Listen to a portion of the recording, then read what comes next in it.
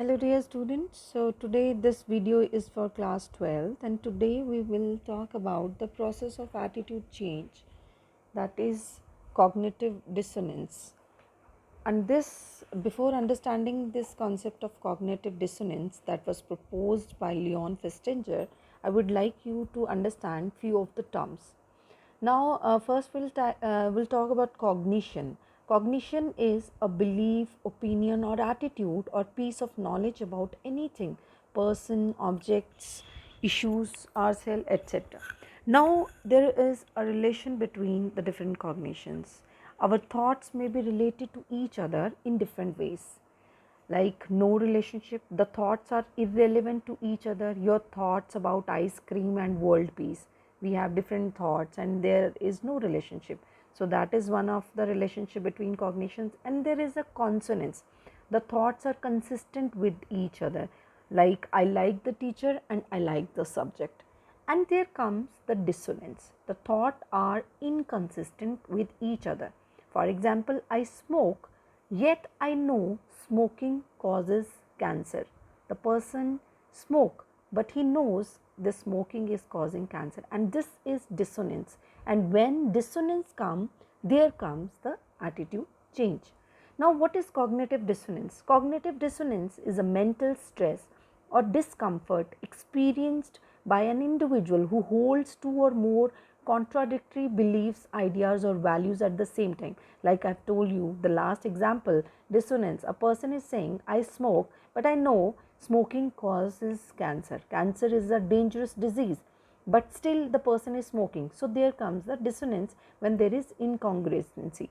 It is incompatibility that an individual might perceive between two or more attitudes or between behavior and attitude.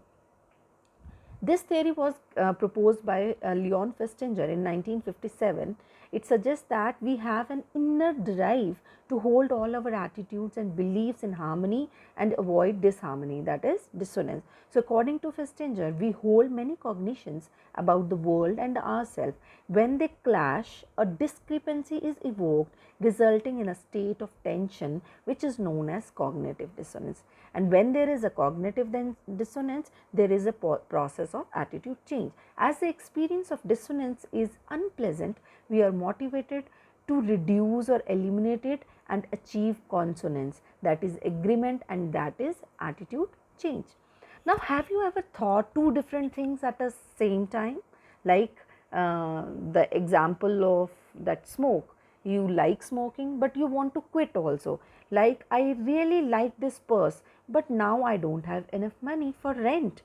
Like the person is wanting to buy this purse, but he has to pay for the rent also. So there comes a dissonance. Then these new people I'm hanging out with are so much fun. I really wish they didn't partake in illegal activities. Or for example, there is so much suffering in the world, I really should not throw away rest of my food. So there are lot of cognitions, we have different thoughts that create incongruency, that create disagreement.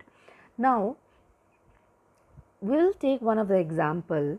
For example, a student believes he is intelligent and that intelligent people perform well at school.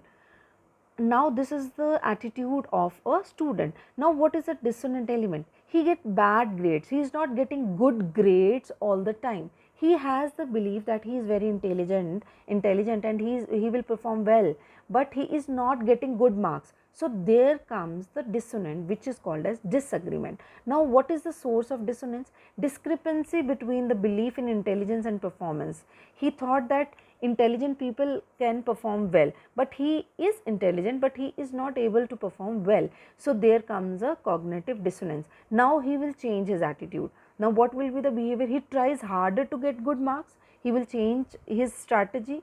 then he believes he is, or he will believe that he is not intelligent, so he is not performing well.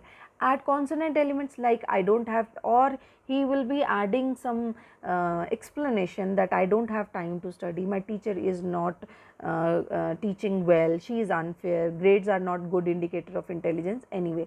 So this is one of the example of this cognitive dissonance, and how we can reduce this cognitive dissonance. For example, again we will be explaining the smoking wala example. Smoking cigarette is unhealthy. Now I smoke cigarette, there are two cognitions. One is I am smoking and other is smoking is unhealthy. Now this create a unpleasant tension state. Smoking cigarette is unhealthy, I don't smoke cigarettes anymore, right? So when there is dissonance, then they will change their attitude that smoking cigarette is unhealthy, it is dangerous, so I will quit smoking, मैं smoke नहीं करूँगा. Or the research on smoking is not conclusive, or they will say नहीं नहीं, this is wrong, they are saying wrong ki smoking is dangerous, smoking is not dangerous and I will smoke cigarette. If the person will be having disagreement, he will leave smoking. If the person is not having disagreement, he will satisfy himself that smoking is not injurious to health, so he will keep smoking. So we don't like dissonance and we will do whatever is necessary to get rid of dissonance. So when we are not liking, for example in the previous example, जब उसे dissonance create हो, वो disagreement create हो रहा था, तो in order to reduce that dissonance उस आदमी ने या जिसने भी जो स्मोकिंग कर रहा है, ही क्विट द स्मोकिंग, वो डिसोनेंस को ख़त्म करने के लिए उसने स्मोकिंग क्विट कर दी. और सेकंड केस में डिसोनेंस को ख़त्म करने के लिए उसने रिसर्च को ही रॉन्ग प्रूव कर दिया कि स्मोकिंग इंजूरियस नहीं है, ये रिसर्चर्स जो हैं वो गलत बोल रहे हैं. So we don't like dissonance and we will do whatever is necessary to get rid of dissonance.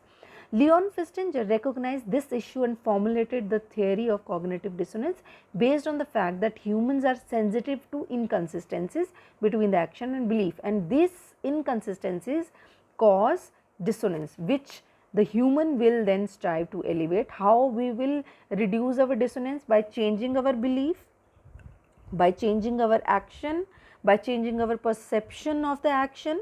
So here we will conclude by saying that cognitive dissonance have many useful applications in the field of education in motivating students to engage in educational activities. The theory also predicts that individual reward for the performance of a task. Knowledge of these dynamics would be beneficial not only in the field of motivation, persuasive psychology and psychotherapy, but also in many real life situations as well, like consume behavior, promoting healthy and pro-social behavior, etc.